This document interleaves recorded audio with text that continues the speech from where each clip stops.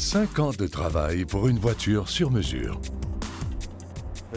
C'est une voiture totalement excentrique, qui repousse les limites du stylisme automobile de l'époque, conçue pour un personnage tout aussi excentrique. Une limousine d'occasion devient la Rolls-Royce la plus extravagante de tous les temps. Et une Ford 1947 obtient enfin l'attention qu'elle mérite. Si je devais me parler à moi-même quand j'avais 17 ans, je me dirais de ne pas être aussi cruel avec ces voitures, car elles se font de plus en plus rares. Des voitures uniques, conçues pour des conducteurs uniques, en quête de véritable beauté d'acier.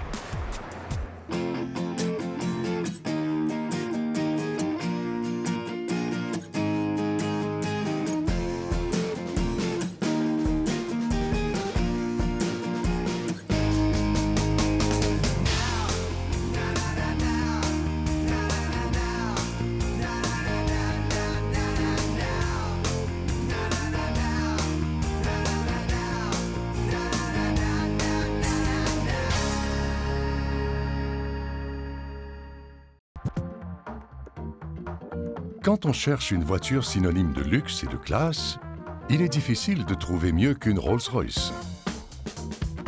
Confortable, fiable, silencieuse et magnifique. Depuis plus d'un siècle, Rolls-Royce est la marque de choix des nantis de ce monde. Mais pour certaines personnes, posséder une voiture conventionnelle, voire une Rolls-Royce de style courant, ne suffit pas.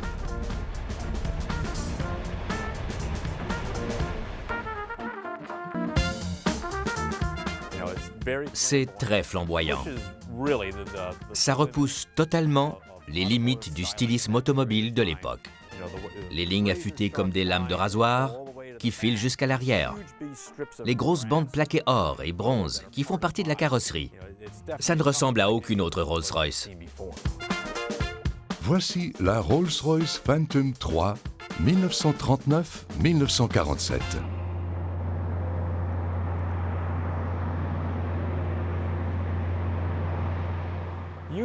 Généralement, les gens sont de prime abord impressionnés par cette voiture. Soit ils l'adorent, soit ils la détestent. C'est signe que c'est un objet d'art. Comment une voiture peut-elle à la fois dater de 1939 et de 1947? Pour le comprendre, il faut d'abord comprendre son propriétaire. On connaît Louis R. Ritter, d'origine tchécoslovaque, comme étant le fondateur de Ritter Brothers, célèbre entreprise de fourrure de New York. À l'époque, il était aussi connu pour son train de vie flamboyant de millionnaire et sa personnalité exubérante. Au cours de sa vie, il a épousé 6 femmes splendides, dont la célèbre starlette d'Hollywood, Carol Baker. Au moment du mariage, il avait 54 ans et elle, 21. Ritter était aussi féru d'automobiles, surtout des modèles sur mesure hors de prix.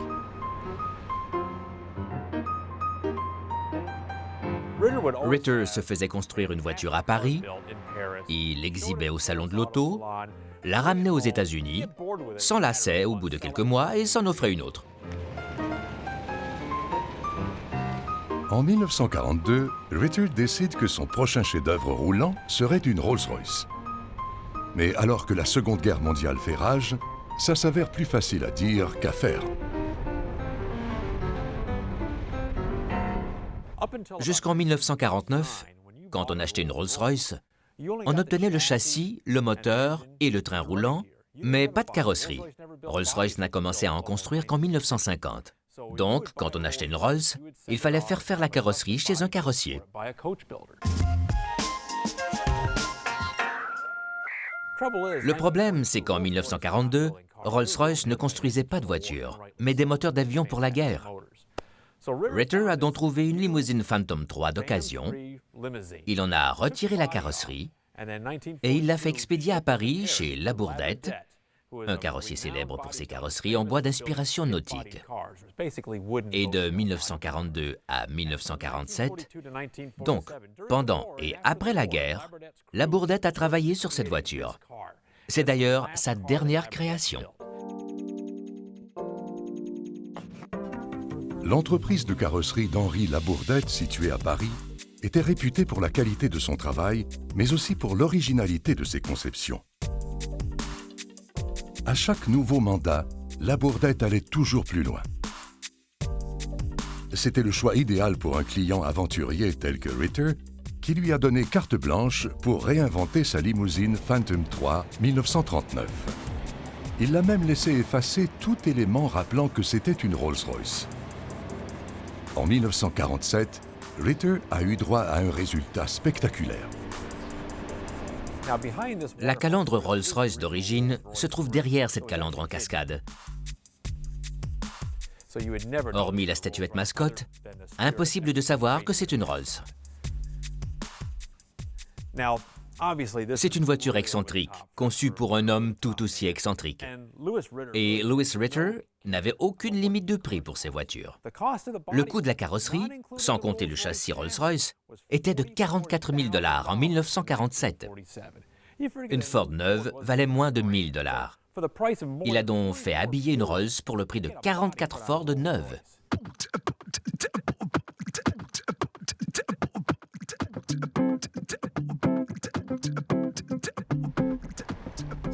Qu'est-ce que Louis Ritter a obtenu pour 44 000 $? Des poignées en or, à l'intérieur et à l'extérieur. Des essuie-glaces en or. Les vitres de cette voiture sont commandées par des pressions. Il n'y a pas de manivelle. Elles montent et descendent comme une guillotine. Il n'y avait ni loi sur la sécurité, ni rectitude politique. Prenons par exemple ce compartiment dans la porte. Je ne recommande évidemment pas d'en profiter, mais si on a une petite soif pendant une balade en voiture, on n'a qu'à tendre le bras. C'est une voiture excentrique, conçue pour un homme tout aussi excentrique. Excentrique, le mot est faible. Cette voiture obéissait à tous les caprices de son maître, qu'il s'agisse d'alcool ou de phares cachés. Il y a aussi des phares escamotables. Bien sûr, ce n'est pas électrique, comme sur les voitures modernes. Il faut tirer sur le bouton doré, qui s'insère dans cet orifice pour exposer le phare. Quand on a démonté la voiture, la peinture de la face interne laissait à désirer. Alors on a décidé de poursuivre la ligne sur le côté pour que ça se fonde davantage dans la carrosserie.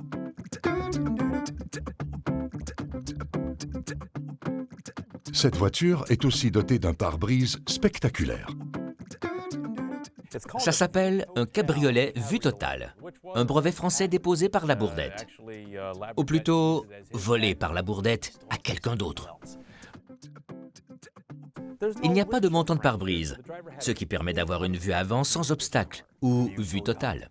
Le pare-brise vue totale est la signature de Labourdette. Il est boulonné au tablier au moyen de 3 attaches isolées de caoutchouc. Si l'avant donne dans la démesure, on peut en dire tout autant de l'arrière.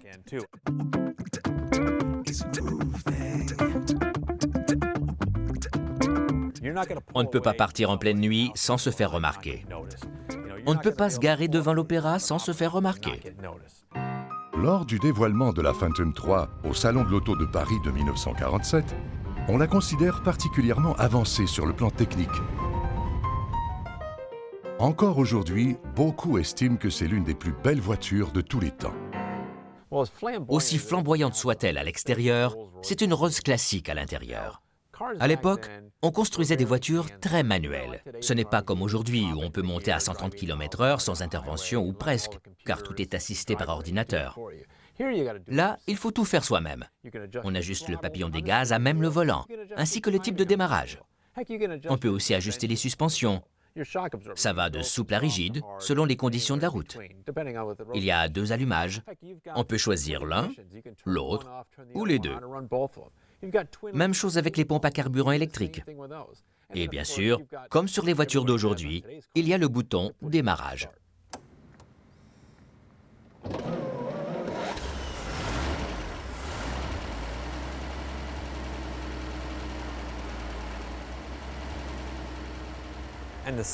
Quant au moteur, Rolls-Royce utilise des noms du genre Esprit, Fantôme, Spectre. Il est tellement silencieux qu'il faut regarder le ventilateur pour savoir qu'il tourne. En l'honneur de sa nouvelle acquisition, Ritter organise une grande fête à l'hôtel Waldorf Astoria avec 80 choristes. Du moins, c'est ce qu'on raconte. On pourrait croire qu'après l'avoir célébrée de telle façon, Ritter aurait gardé cette voiture. Mais non. Fidèle à son habitude, il se lasse vite de son nouveau joujou. Un an plus tard, en octobre 1948, il décide de s'en défaire. Dans l'annonce du New York Times, elle est en vente à 20 000 $, alors qu'elle a à peine 13 000 km au compteur. Heureusement, depuis, cette beauté d'acier, à la fois unique et outrancière, a trouvé un public plus fidèle. Depuis sa restauration, on l'a présentée à toutes sortes d'événements. À Pebble Beach, elle a remporté le prix de la Rolls-Royce la plus outrancière. Au concours d'Amelia Island, elle a remporté le prix de l'extérieur le plus audacieux. Elle est très appréciée. Elle a remporté le prix du public dans différents concours et elle continue à impressionner les foules. Il y a beaucoup de gens qui adorent cette voiture, qui adorent ce côté flamboyant. C'est ce qui en fait une œuvre d'art.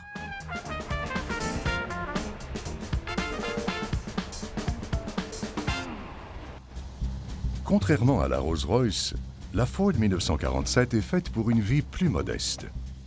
À l'époque, on ne les ménageait pas parce qu'il y en avait beaucoup. Mais les temps ont bien changé. Aujourd'hui, on bichonne ces voitures. On les cire, on les polit, on les inspecte. On fait en sorte qu'elles soient bien brillantes.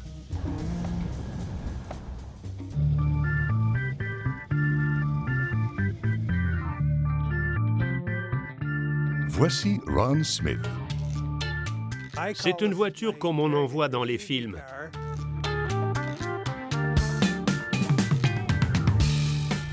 Et voici sa Ford 1947. Les gens font souvent référence à leur voiture au féminin. Ils parlent de femme ou de fille. Pour ma part, je considère cette voiture comme un bon ami. Un bon ami que je peux emmener partout, qui est très fiable et qui attire l'œil. Il fut un temps où l'on considérait plutôt cette voiture comme une machine fiable et robuste. Elle n'était pas très prestigieuse, mais extrêmement pratique. Je me rappelle quand j'étais jeune, quand j'étais enfant, on nous donnait les capots de ces voitures. Les démolisseurs nous donnaient les capots de ces voitures et on s'en servait comme luge pour dévaler les pentes en hiver. Il y avait aussi beaucoup d'agriculteurs qui s'en servaient comme traîneaux. Ils fixaient le capot à l'arrière de leur tracteur. Ils le remplissaient de pierres qui parsemaient les champs. Et ils le traînaient jusqu'aux clôtures. Autrement dit, on ne prenait pas grand soin de ce genre de voiture. Pas même quand on remettait le capot en place et qu'on prenait la route. À l'époque, on ne les ménageait pas, parce qu'il y en avait beaucoup. On était en groupe et on achetait ces voitures. Elles ne coûtaient pas grand-chose parce que quand les gens les mettaient en vente, elles n'étaient pas en très bon état. On les amenait à la baie de Quinte et on faisait des courses sur la glace. On faisait ça pour s'amuser entre nous, mais en fait, ça attirait pas mal de monde.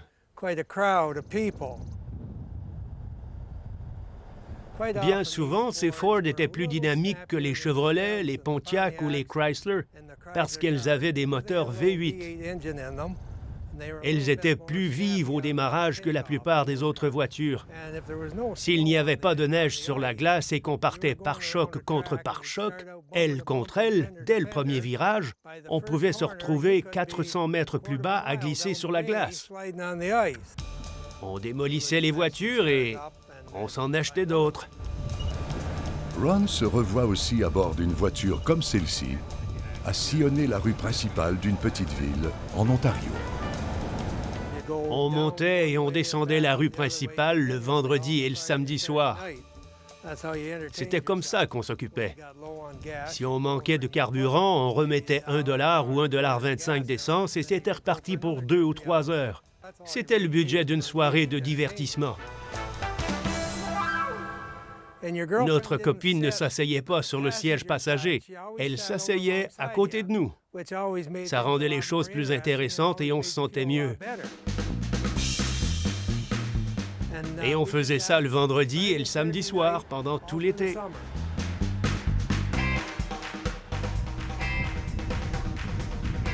À l'époque, Ron n'avait pas les moyens d'arranger sa Ford comme il le souhaitait. Mais aujourd'hui, c'est une autre histoire.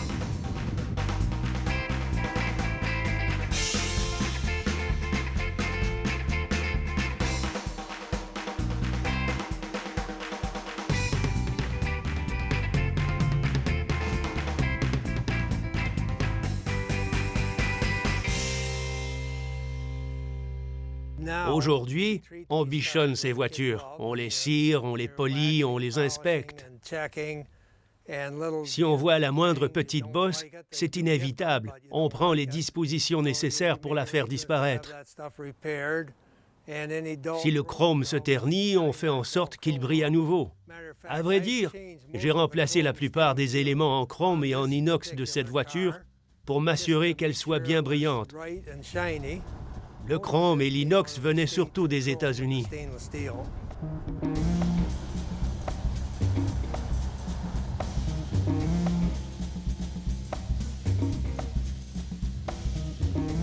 La Ford 1947 de Ron Smith n'était pas une voiture de luxe au départ.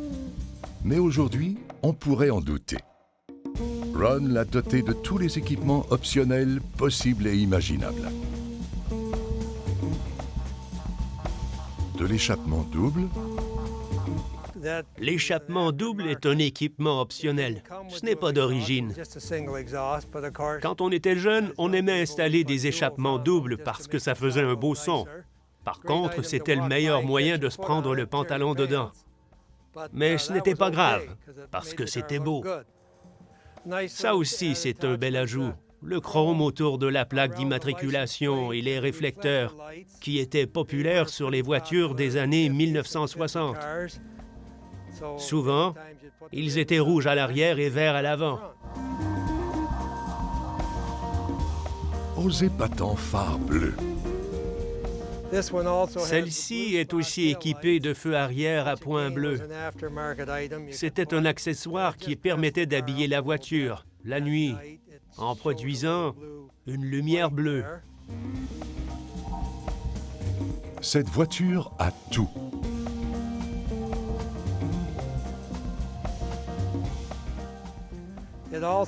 Il y a aussi un protecteur pour le panneau du réservoir à essence. C'est un accessoire qu'on pouvait acheter au garage. L'idée était d'éviter d'endommager la peinture du panneau avec le bec quand on faisait le plein d'essence. En fait, Ron s'est laissé aller à tous ses désirs. J'ai aussi posé des cache-roues parce que j'aime ça. Il y a beaucoup de gens qui n'aiment pas les cache-roues. Personnellement, j'aime ça.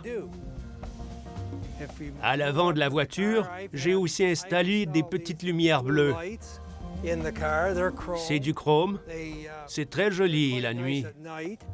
Il y a aussi des rétroviseurs montés sur les ailes, très prisés dans les années 1940 et 1950, qu'on pouvait acheter un peu partout.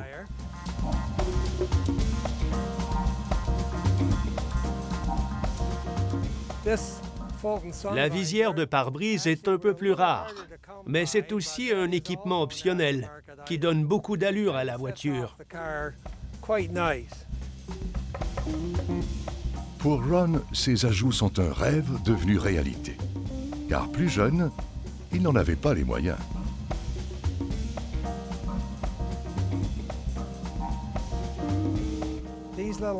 Ces sourcils en acier inoxydable devaient coûter dans les 2$ environ chez les fournisseurs de pièces d'automobile. Mais il ne faut pas oublier qu'à l'époque, on était payé 40 à 60 cents de l'heure. L'intérieur est encore en très bon état. Et les cadrans et les jauges fonctionnent aussi bien que lors des lointains samedis soirs d'été.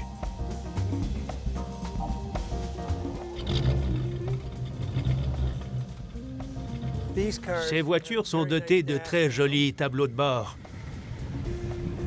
Si on regarde bien le tableau de bord, on voit qu'il y a une horloge d'un côté et deux cendriers sur le dessus qui sont très accessibles si on est fumeur. Il y a aussi un autoradio qui fonctionne encore d'ailleurs. Il y a un indicateur de vitesse avec un compteur, mais pas de compteur journalier. Il y a les différentes jauges, le liquide de refroidissement, la batterie, la pression d'huile et l'essence. Il y a aussi un papillon des gaz. On peut mettre le contact, tirer sur le papillon, lever le pied et le moteur tourne plus vite.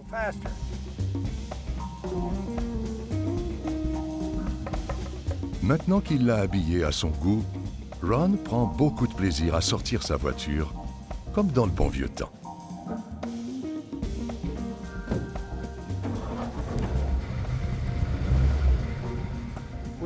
On portait de jolies chemises voyantes, toujours avec le col remonté, parce que ça donnait un air décontracté d'être habillé comme ça. On allumait la radio et Elvis Presley chantait Blue Suede Shoes ou une autre de ses chansons. Bien sûr, depuis, Ron a lui aussi changé de look.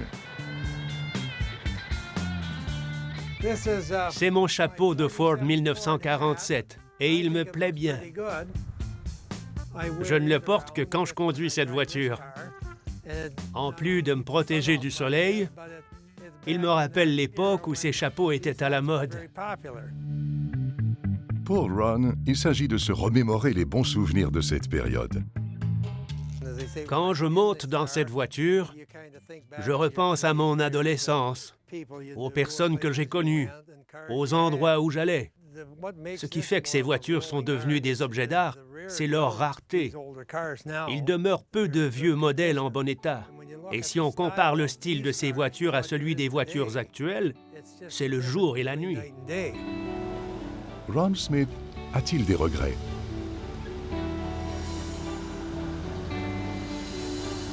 Si je devais me parler à moi-même quand j'avais 17 ans, je me dirais de ne pas être aussi cruel avec ces voitures, de les ménager, de les remiser, parce qu'au fil des ans, elles se font de plus en plus rares.